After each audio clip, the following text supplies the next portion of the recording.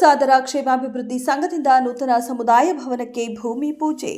ಗೌರಿಬಿದನೂರು ತಾಲೂಕಿನ ವೀರಾಂಡಹಳ್ಳಿ ಹಿಂದೂ ಸಾದರ ಕ್ಷೇಮಾಭಿವೃದ್ಧಿ ಸಂಘದ ವತಿಯಿಂದ ನೂತನ ಸಮುದಾಯ ಭವನ ನಿರ್ಮಾಣಕ್ಕೆ ಭೂಮಿ ಪೂಜೆ ಕಾರ್ಯಕ್ರಮ ನಡೆಯಿತು. ಇಡಗೂರು ರಸ್ತೆಯ ಸಮೀಪ ಸಮತಾ ಶಾಲಾ ಆವರಣದಲ್ಲಿ ಕಾರ್ಯಕ್ರಮ ಆಯೋಜಿಸಲಾಗಿತ್ತು. ದೀಪ ಬೆಳಗಿಸುವ ಮೂಲಕ ಕಾರ್ಯಕ್ರಮಕ್ಕೆ ಚಾಲನೆ ನೀಡಿ ಶಂಕುಸ್ಥಾಪನಾ ನಾಮಫಲಕ ಉದ್ಘಾಟಿಸಲಾಯಿತು.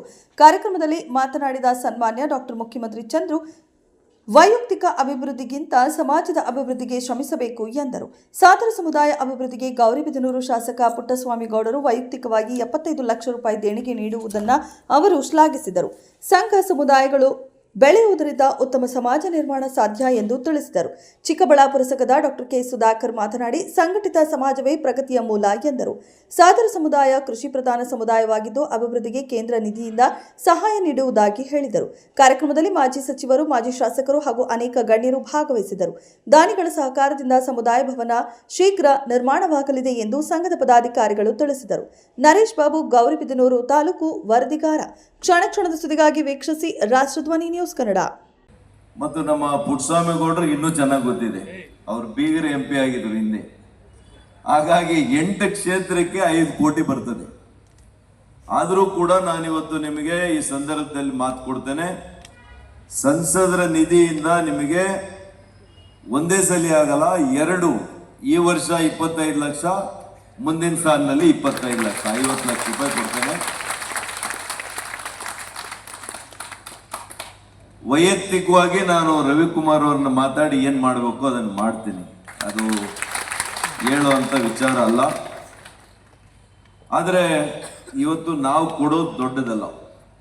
ಅವತ್ತು ಈ ಜಾಗವನ್ನು ಕೊಟ್ಟಿರ್ತಕ್ಕಂಥ ವೆಂಕಟರಾಮೇಗೌಡರನ್ನ ನಾವು ಇವತ್ತು ನಿಜವಾಗ್ಲೂ ಕೂಡ ಸ್ಮರಣೆ ಮಾಡಬೇಕಾಗ್ತದೆ.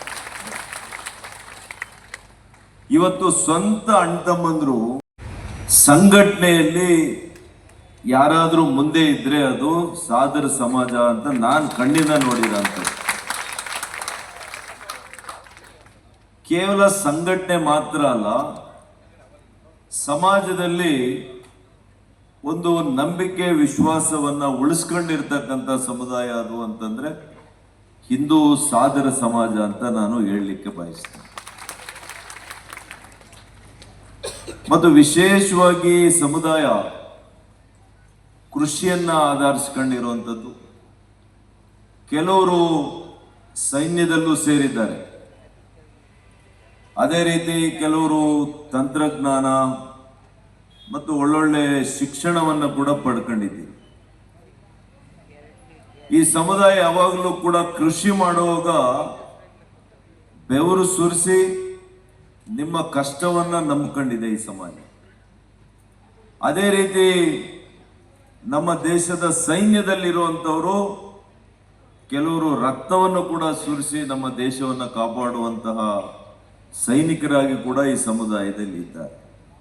ಮತ್ತು ಕೆಲವರು ಬಿಸ್ನೆಸ್ ಅಂದರೆ ಅಂಗಡಿಗಳು ಅನೇಕ ವಹಿವಾಟನ್ನು ಮಾಡ್ತಾರೆ. ವಹಿವಾಟು ಮಾಡಬೇಕು ಅಂತಂದಾಗ ವಿಶ್ವಾಸವನ್ನು ಕಾಪಾಡ್ಕೋಬೇಕು. ಆ ವಿಶ್ವಾಸವನ್ನು ಕೂಡ ಗಳಿಸಿರುವಂಥ ಸಮುದಾಯ ಇವತ್ತು ಸಾದರ ಸಮುದಾಯ ಅಂತ ನಾನು ಹೇಳಲಿಕ್ಕೆ ಬಯಸ್ತೀನಿ.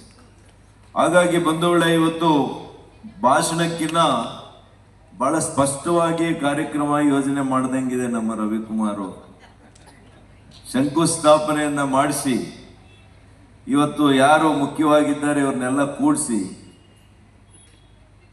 ನಿಮ್ಮೆಲ್ಲರನ್ನೂ ಕೂಡ ಇವತ್ತು ಆಹ್ವಾನ ಮಾಡಿ ನಿಮ್ಮ ಮುಂದೆ ಯಾರು ಏನ್ ಕೊಡ್ತೀರಿ ಅಂತೇಳಿ ಮೊದಲನೇ ಬೀಟೆ ನಮ್ಮ ಪುಟ್ಟಸ್ವಾಮಿ ಗೌಡರದ್ದು ಹೇಳ್ಬಿಟ್ಟವ್ರು. ಕಾರ್ಯಕ್ರಮ ಸಾಧನೆಗೆ ಕೈ ಹಾಕಿದ್ದೀರ. ಸಮುದಾಯ ಭವನ ಶಂಕುಸ್ಥಾಪನೆ ನೆರವೇರಿಸಿದ್ದಾಗಿದೆ. ನಾನು ಹೆಚ್ಚು ಮಾತಾಡಲ್ಲ, ಯಾಕೆ ಇವತ್ತು ಮಾತಾಡಬೇಕಾಗಿರೋ ಬಂದಿರತಕ್ಕಂಥ ಅತಿಥಿಗಳು ಒಂದಲ್ಲ ಒಂದು ರೀತಿಯಲ್ಲಿ ನಮ್ಮ ಸಮಾಜದ ಜೊತೆ ಕೈ ಜೋಡಿಸಿರ್ತಕ್ಕಂಥ ಜನ, ಕೈ ಜೋಡಿಸ್ಬೇಕಾಗಿರೋ ಜನ. ಹಾಗಾಗಿ ಅವರು ಮಾತುಗಳು, ಭರವಸೆಗಳು ಮತ್ತು ನಮ್ಮ ಮುಂದಿನ ದಿನಗಳಲ್ಲಿ ನಮ್ಮ ಜೊತೆಯಲ್ಲಿ ಹೇಗೆ ನಾವು ಅವರನ್ನ ಸ್ವೀಕಾರ ಮಾಡಬೇಕು ಮತ್ತು ಅವರು ನಮಗೆ ಹೇಗೆ ಸಹಕಾರ ಕೊಡಬೇಕು ಅನ್ನೋ ವಿಚಾರವಾಗಿ ನಾವು ಹೆಚ್ಚಿನ ಚಿಂತನೆ ಮಾಡೋದ್ರಿಂದ ಕೆಲವೇ ಮಾತುಗಳನ್ನು ಮಾತಾಡ್ತೀನಿ ಅಷ್ಟೇ. ಈಗಾಗಲೇ ನಮ್ಮ ಅಧ್ಯಕ್ಷರಾದಂಥ ರವಿಯವರು ವಿಸ್ತಾರವಾಗಿ ಎಲ್ಲವನ್ನೂ ಹೇಳಿದ್ದಾರೆ, ಬೆಳವಣಿಗೆನೂ ಹೇಳಿದ್ದಾರೆ ಮತ್ತು ಈಗ ಆಗಬೇಕಾಗಿರೋ ಕೆಲಸ ಇರ್ತಾರೆ. ಇವತ್ತಿನ ಕಾರ್ಯಕ್ರಮದ ಉದ್ದೇಶವನ್ನು ಈಗ ಬಿಡಿಸಿ ಹೇಳಿದ್ದಾರೆ. ಒಂದು ದೊಡ್ಡ ಚಪ್ಪಾಳೆ, ನೀವು ಯಾವುದಕ್ಕೂ ಚಪ್ಪಾಳೆ ಚೆನ್ನಾಗಿ ಹೊಡಿ, ತುಂಬ ಒಳ್ಳೆಯವರು ನೀವು. ಆದ್ರೆ ಹಂಗಿದ್ರೆ ಆಗೋದಿಲ್ಲ, ಗೊತ್ತಾಗೋದಿಲ್ಲ ಅವ್ರಿಗೆ ಏನಿದು ಇವ್ರು ಬಹಳ ಪ್ರೀತಿಯಿಂದ ಕೂತಂಗಿಲ್ಲ ಅನ್ಕೋತಾರೆ. ಏನಾದ್ರೂ ಮಾತಾಡಿದಾಗ ಯಾರಾದ್ರೂ ಭರವಸೆ ಕೊಟ್ಟೆ 75 ಲಕ್ಷ ಕೊಡ್ತಾರೆ ಅಂದ್ರೆ ಹುಡುಗಾಟನ ಜೋರು ಹೊಡಿಲಿ ಅವ್ರಿಗೊಂದು ಚಪ್ಪಾಳೆ, ಆಮೇಲೆ ನೋಡ್ಕೊಳ್ಳೋಣ. ಹಾಗೆ ಸ್ವಲ್ಪ ಉತ್ಸಾಹದಲ್ಲಿದೆ. ಇಲ್ದಿರ ನಾವು ಸಾಧು ಅಂದ್ರೆ ಸಾಧುಗಳ ಥರ ಇದ್ದು ಬಿಡಬೇಡಿ. ಇನ್ಮೇಲೆ ಭಾಳ ಕೆಲಸ ಮಾಡ್ಕೋಬೇಕಾದ್ರೆ ಸ್ವಲ್ಪ ಎದ್ದು ಚಪ್ಪಾಳೆ ಹೊಡಿಬೇಕು, ತಪ್ಪಾದ್ರೆ ಏನಾದರೂ ಬೈಬೇಕು, ಎಲ್ಲ ಮಾಡಬೇಕಾಗುತ್ತೆ. ರವಿ ಅವರು ಚೆನ್ನಾಗಿ ಹೇಳಿದ್ದಾರೆ. ಒಂದು ರವಿಯ ಬಗ್ಗೆ ಸಣ್ಣ ಪುಟ್ಟ ನ್ಯೂನತೆಗಳ ಜೊತೆಯಲ್ಲಿ ದೊಡ್ಡ ಸಾಧನೆಯನ್ನು ಮಾಡಿದಂಥ ಒಬ್ಬ ಅಧ್ಯಕ್ಷ. ಅವರು ಅಧ್ಯಕ್ಷರಾಗಿ ಬಂದ ಮೇಲೆ ನಮ್ಮ ಸಮಾಜ ದೊಡ್ಡ ಸಮಾಜಗಳ ಜೊತೆಯಲ್ಲಿ ಸರಿಸಾಟಿಯಾಗಿ ನಿಲ್ತಕ್ಕಂಥ ಸಾಮರ್ಥ್ಯಕ್ಕೆ ಒಂದು ಸೆಡ್ ಹಿಡಿದು ನಿಂತು ಮಾಡಿಸ್ಕೊಂಡಿದ್ದಾರೆ ಕೆಲಸವನ್ನ. ಇಂಥವ್ರನ್ನೆಲ್ಲ ಹಿಡಿದು ಈ ಥರದ ಕಾರ್ಯಕ್ರಮಗಳನ್ನ ಹಿಂದೆ ನಾವು ಮಾಡೋಕೆ ಆಗ್ತಿರ್ಲಿಲ್ಲ. ಒಂದು ಜ್ಞಾಪಕ ಇಟ್ಕೋಬೇಕು, ನಾವು ಸಂಘಗಳನ್ನು ಹುಟ್ಟಾಕ್ತೀವಿ ಯಾವುದಕ್ಕೋಸ್ಕರ? ಸಮಾಜದ ಉದ್ಧಾರಕ್ಕೋಸ್ಕರವಾಗಿ. ಯಾವ್ಯಾವುದೋ ಉದ್ಧಾರ. ನಾವು ನೀವು ಇರಲ್ಲ, 60, 70, 80 ಅಥವಾ 100ಕ್ಕೋ ನಾವು ಹೊರಟೋಗ್ತೀವಿ. ಸಂಘ ಸಂಸ್ಥೆಗಳು ನೂರಾರು ವರ್ಷಗಳ ಕಾಲ ಇದ್ದೇ ಇರುತ್ತೆ. ಹಾಗಾಗಿ ನಾವು ಹೆಚ್ಚಿನ ಆಸಕ್ತಿಯನ್ನು ನಮ್ಮ ಸ್ವಂತಕ್ಕೆ ಯೋಚನೆ ಮಾಡದೆ ಸಮಾಜಕ್ಕೆ ನಮ್ಮದ ಕೊಡುಗೆ ಏನು. ಈಗ ಪ್ರವೀಣ್ ಅವ್ರ ಬಗ್ಗೆ ಮಾತನಾಡ್ತಾ ಹೇಳಿದ್ರು. ಹಾಗೆ ಇಲ್ಲಿ ಓದಿ ಬೆಳೆದವರು ಅಥವಾ ಈ ಸಮಾಜದಿಂದ ಓದ್ದವರು, ವಿದೇಶಕ್ಕೆ ಓದ್ದವರು, ಪ್ರಕಾಶ್ ಇರ್ಬೋದು, ಆ ಥರದವ್ರು ಯಾರಾದರೂ, ಅವರೆಲ್ಲರೂ ಕೂಡ ಕೈ ಜೋಡಿಸಬೇಕಾಗುತ್ತೆ ಮತ್ತು ಇದಕ್ಕೆ ಸಹಕಾರವನ್ನು ಕೊಡೋದು ನಮ್ಮ ಕರ್ತವ್ಯ. ನಾನೇ ಆಗಲಿ ಯಾರೇ ಆಗಲಿ. ನಾನು ಈಗ ಮುಖ್ಯಮಂತ್ರಿ ಚಂದ್ರಿ ಮಠದಲ್ಲಿ ಓದಿದೆ, ಎಲ್ಲೋ ಹೋಗಿ ಬಂದೆ.